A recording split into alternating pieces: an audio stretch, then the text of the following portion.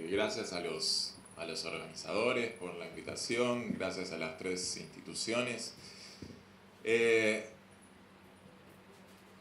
título cambió después.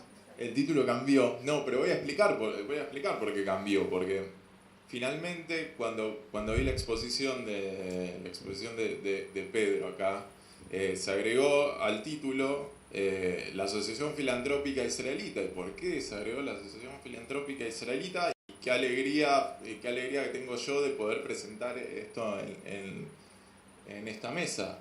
Porque la Asociación Filantrópica Israelita fue la que creó el departamento de asistencia para la inmigración judía a través del Joint, a través del JDC. O sea que todos los casos de inmigración del Joint a la Argentina, cuando hablamos de Argentina, también estamos pensando en inmigración que iba al Paraguay, inmigración que iba a Brasil, inmigración que iba a Uruguay. Sí, todos esos casos los coordinó y los tramitó la Asociación Filantrópica Israelita en conjunto con el Joint. La ponencia tiene que ver con la labor del Joint acá en Argentina y tiene que ver con un trabajo que yo estoy haciendo para mi tesis doctoral por la Universidad Torcuato Di Tella, que tiene que ver con la asistencia a los refugiados judíos que llegaron después de la Segunda Guerra Mundial a la Argentina, la asistencia a los sobrevivientes del Holocausto que llegaron a la Argentina después de la Segunda Guerra Mundial, a partir de los archivos de las principales organizaciones de socorro y de asistencia. Una de ellas, la más importante, es el Joint, ¿cierto? El Joint llega acá a la Argentina en 1943, es el año en el que establece su sede acá en Argentina, y va a trabajar en dos líneas de acción. Una son las colectas, las campañas, o sea, la recaudación de fondos para la asistencia a los judíos, a las víctimas de la guerra en Europa. Ese dinero después se va a utilizar también para asistir a las poblaciones judías, a los refugiados que llegan acá a la Argentina y para asistir en parte a ese departamento de inmigración en colaboración con la Asociación Filantrópica Israelita. Y por otro lado, es la inmigración de refugiados, ¿sí? Esas son las dos líneas de acción. Las campañas de asistencia esto es muy importante, porque cuando el Joint llega a la Argentina, esto hay que pensarlo desde el plano transnacional, ¿sí? La ayuda, la asistencia se da en un plano transnacional, tanto el Joint como las Hayas operan de esa manera, ¿sí? Articulan con las oficinas regionales en todo el Cono Sur, si estamos hablando de Buenos Aires, estamos hablando de Argentina, y a la vez con las oficinas locales, con las oficinas principales en Estados Unidos y con las oficinas en Europa. Entonces esto se plantea, esto hay que verlo de esa manera, ¿sí? Por lo menos a partir de 1943, yo diría a partir de la década del 40. Y cuando ingresa el Joint a la Argentina, se encuentra con la oposición importante del Congreso Judío Mundial, que era el organismo que ya estaba desde hace años en Argentina y era el que recibía las recaudaciones de las colectas que realizaba la comunidad judía para ayudar a los refugiados. Y la disputa no va a ser solamente por los fondos en Argentina, la disputa es por los fondos en todo Sudamérica. Entonces, estas colectas se empiezan a organizar en 1938. Las primeras se van a organizar en conjunto con las organizaciones sionistas. Y después, ya en la década del 40, las organizaciones sionistas deciden separarse y quedan las colectas específicas para las víctimas de la guerra. Pero cuando ingresa el Joint en 1943, empieza a plantear sus propias colectas, con lo cual se encuentra con esta oposición del Congreso Judío Mundial, y el Congreso Judío Mundial organizaba estas colectas en conjunto con la DAIA, o sea que en ese momento toda esa estructura de recaudación la proveían los comités locales de la DAIA. Y cuando llega el Joint se encuentra con la ayuda, por un lado, para la inmigración de la comunidad judía alemana en Argentina, y por otro lado con otro grupo que estaba presidido por Simón Mirelman, que era un empresario y un líder comunitario, un empresario textil muy importante, y un líder comunitario que era el que había organizado las primeras campañas de ayuda en 1938 y que se separa de la organización un año después. Y estas campañas, el análisis de estas campañas es muy interesante porque no tiene solamente que ver, ¿sí?, con la recaudación de fondos para los refugiados de la guerra, sino que este grupo empieza a consolidar su posición también en función de el apoyo mutuo con el JDC para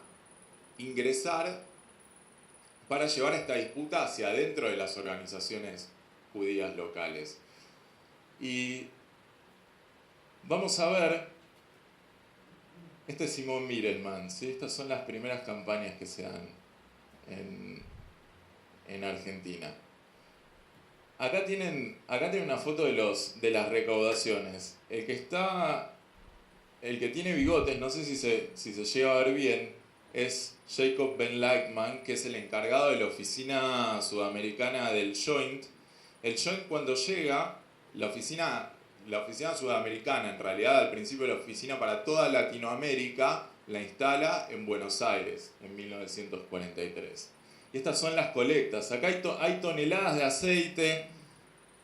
Acá se van a ver 5 toneladas de ropa, el JDC. Lo que termina ocurriendo acá es que hay una división muy importante hacia adentro de la comunidad judía. Hay Fareins que se empiezan a organizar en torno de las colectas del Joint, con lo cual se crea un consejo polaco para organizar estas colectas del Joint, también entre otras, pero el apoyo más importante que tenía también para estas campañas es de la comunidad judía alemana, el Joint. Finalmente, en 1947, en el 45 se suma la izquierda a la oposición contra el Joint, se suma a la campaña oficial que organizaba la DAIA, y finalmente esta disputa se termina en 1947, cuando los dos comités se unifican bajo un solo comité que se llama Ayuda. Esta unificación se da por un pacto entre las altas esferas del Joint y del Congreso Judío Mundial a nivel internacional, y tiene que ver con la reorganización del trabajo del Congreso Judío Mundial y el ingreso del Joint en Europa en el campo de socorro, con lo cual el Congreso Judío Mundial pasa a formar parte de las colectas en Estados Unidos, que eran muchísimo más grandes que en Argentina. Para que se den una idea, para el 48 en toda América Latina se habían recaudado $500.000, de los cuales $50.000 eran de Argentina, ¿sí? Mientras que en Estados Unidos se habían recaudado para estas colectas 180 millones de dólares, con lo cual este ingreso no tiene que ver solamente con la representación del Congreso Judío Mundial en las colectas de Estados Unidos, sino que tiene que ver con su propia reconfiguración, ¿sí? Entonces el Congreso Judío Mundial, por otra parte, le cede la mayoría de los programas de asistencia al Joint, y finalmente uno de los puntos es unificar las colectas en Sudamérica y también terminar con toda esta rivalidad que se estaba viviendo hacia adentro de la comunidad por estas campañas. Con lo cual el Joint empieza a recibir la mayor parte de los fondos de estas colectas paulatinamente a partir del 47. El otro punto de trabajo del Joint, y acá es donde ingresa de manera más fuerte la Asociación Filantrópica Israelita a partir del 1946, tiene que ver con el socorro, tiene que ver con la ayuda, con la asistencia a los migrantes, ¿sí? A los refugiados judíos, a los sobrevivientes del Holocausto que estaban en Europa, que querían llegar de alguna manera a la Argentina.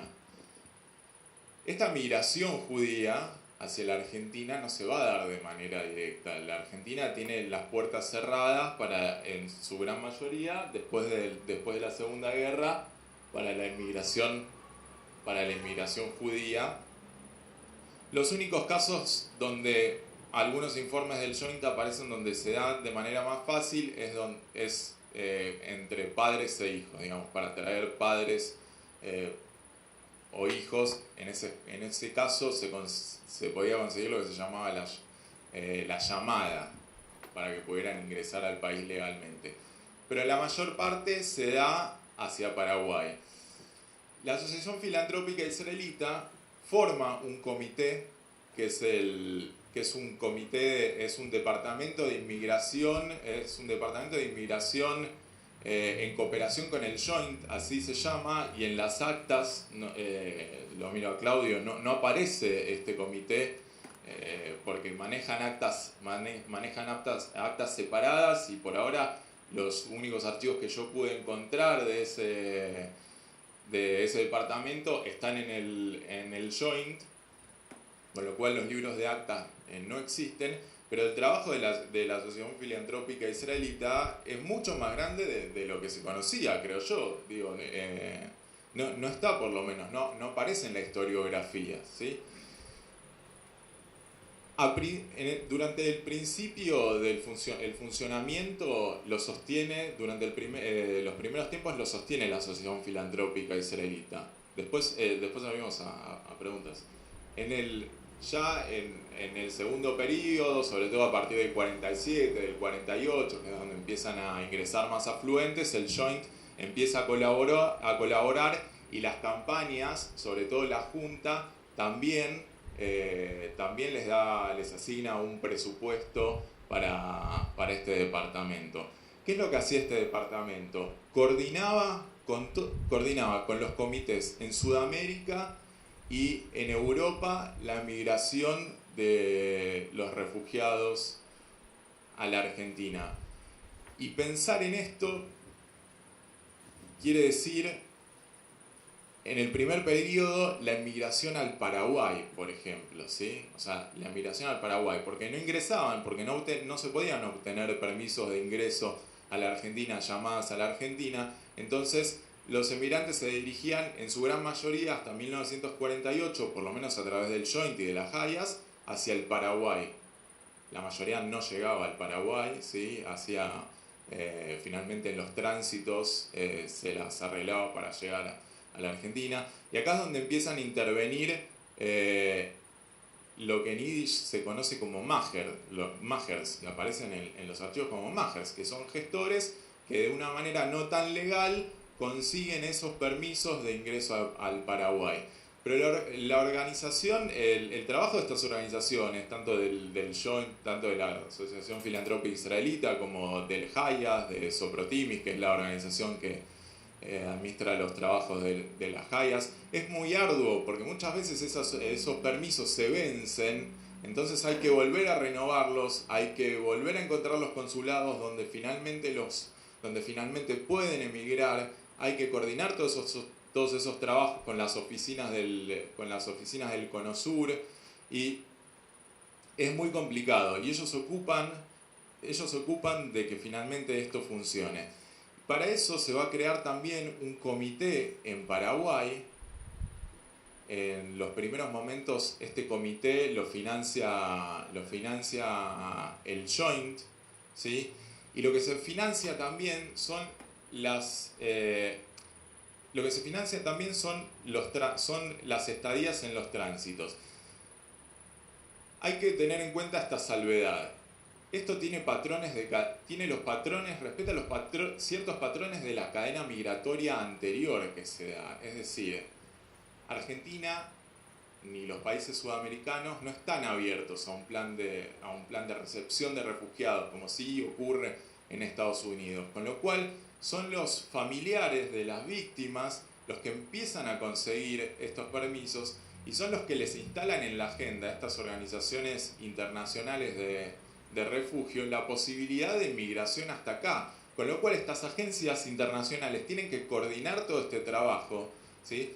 Tienen que repensar sus estructuras para poder facilitar esa migración que se va a dar hasta Paraguay, después se va a dar hacia Uruguay también, hacia Bolivia, pero principalmente hacia Paraguay. Es decir, estas organizaciones internacionales no conseguían estos permisos, ¿sí? No se involucraban en actividades que pudieran llegar a ser ilegales, ¿sí? Pero sin embargo, todos sabían que la migración se dirigía hacia Argentina y ellos reacondicionaron reestructuraron sus procedimientos para que esa migración pudiera llegar a la Argentina finalmente. Con esto ya voy a terminar, pero esto hay que pensarlo también, digamos, el Joint organiza los tránsitos, pacta con aerolíneas con empresas aéreas para que esos tránsitos se puedan concretar. Digamos, es muy grande la organización de asistencia y de coordinación que realizan el Joint, tanto el Joint como la Asociación Filantrópica Israelita en la posguerra para que puedan ingresar los refugiados. Muchas gracias.